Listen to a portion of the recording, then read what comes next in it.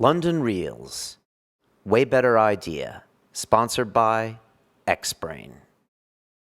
Every day I come into the studio, there's literally a million things to do. Whether it's booking a guest, taping a show, editing an episode, or trying to pitch that future sponsor. It's hard to know where to begin.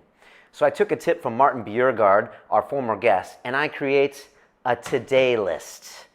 It's not a to-do list, but it's those 3 things that you want to get done today. The ones you've been putting off, the phone calls you know you have to make. I focus on those, and I usually find I have a productive one. I hope that works for you. Today's Way Better Idea is brought to you by the guys at Xbrain. If you want to check out their grass-fed, free-range protein powder, you can go to xbrain.co.uk or click on the link below and get 15% off. Use the code LondonReal. Peace! You know, I've been talking forever about being one of the tribe and like trying to see the world through their eyes, but actually I never really was looking at the world through their eyes. I was doing their things, but I was never really looking at it through their eyes. I always held back. I didn't believe some of the things that they were saying. I looked at it from my own, what I considered to be rational perspective. Yeah. But what I've realized is that rationality is much bigger. There is a rational explanation out there to explain interconnection. Yes. So rationally, it can be kind of shown to some degree. That's what Rupert Sheldrake's working on. Yeah, and it might not be measured in the same way, but there are other ways of measuring, and there are other ways of finding evidence or proof. You know, we think of it only in certain terms, but actually there's a whole wealth of stuff going on out there.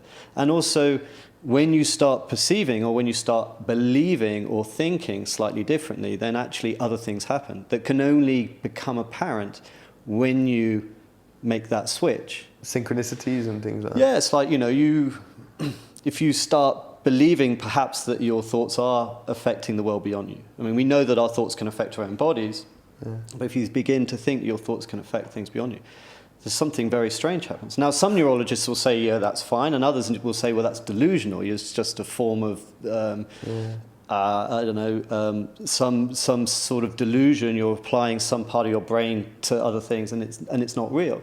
But when you try it, something really special happens, and magic comes back. And you're like, wow, and that's how a lot of these indigenous groups are seeing the world, and people in the East and all sorts of other cultures. And it's like, okay, I can't prove one way or the other, but that feels great. Yeah. Suddenly the world's alive again, and there's gifts, and there's joy, and there's meaning, and everything has texture well beyond this sort of like delineated box-like world that we've created. So is that what this movie is about? No. Okay. Yeah. That sounds like a tough movie to make. Did you notice? No, I'm sorry, Brad. I was being a bit facetious. No, it might be a little bit about that, but I'm just going on this journey, and I'm being followed by a crew, and I'm struggling to know what the film's about. Okay. I'm just going to visit these extraordinary people who really see the world in a different way, and really trying to engage with them in a way that I've never done before.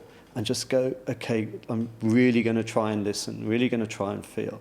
And realizing as I do that I'm riddled with my own problems, my own insecurities, my own traumas, my own ego that's getting in the way. So I'm going through my own healing as I go in order to be able to try and be still, be centered, be present, so that I can understand what these other people are saying. And it's mind-blowing. How did you come up with this idea? I mean, you had some time off. Were you going a little stir-crazy? I mean, it sounds like even to someone making this film, they're probably backing Bruce because they know you create great things. But, I mean, did you get a point when you're in Ibiza and you're like, I'm going to do this? Or was it... I think that I realized that I'd become very addicted to a number of things. And I needed to overcome that. So, for example, I'd been sent around the world to live with all these indigenous groups, with all the new stimulation of all of the different people and different way of looking at the world and all the colors and the jungles and the deserts. And then I come back to Ibiza, entertaining, and meeting 20 people a day. Just very, very rapid life of stimulation. Then I went to Greenland to do a show, and it was white as far as the eye could see, and I went cold turkey. I realized that I was going crazy because I couldn't be with myself, and there was no stimulation. It's just white. It wasn't even a mountain or a hill or a bird or foliage or anything. And I realized that this was a problem. And so after I finished Tribe and then I did Amazon, I took a couple of years out and made myself sit still in my home and did a winter in Ibiza and sort of go cold turkey on my stimulated life. And then during that process, I learned to meditate. I went and did ayahuasca again. And a number of these things started coming out. And when I had done, for example, iboga or ayahuasca during my tribal trips, I had these sensations of connection and bliss and, sort of spiritual moments. I'd come back and talk to my friends and they're like, oh, we were just doing a drug trip, so I stick it in a box and forget about it. Man. But then during this time off, of course, all of those experiences that I'd had suddenly started coming to the surface. It's like, oh my God, that makes sense, and that makes sense, and that makes sense. And I'd kind of suppressed them all, but I allowed myself some space. And all of these perspectives from these indigenous groups and these amazing experiences suddenly came to the surface. And I kind of realized that there was so much more that I hadn't really covered during my programs and during my time. And it was like, and actually through that was also this amazing healing that I was getting. And it was like, wow, this is so beneficial for me in my life. Yes, I'm privileged. I can take time off and be in Ibiza for the winter, but actually this is really beneficial for me. And maybe this could be something that I could share. And then I realized that thing, film, book, whatever it was that I might do, is like, now I'm looking for the Holy Grail. This is so difficult to tell, to show.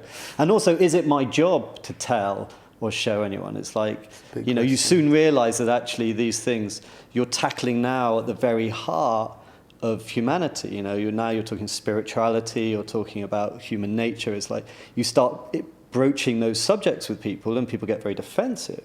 And so even though I was having this extraordinarily beautiful, harmonious healing that was giving me such wonderful enhancement to my life, anytime I mentioned it, it was sort of a bit evangelical. And then you're like, oh no, now I'm like...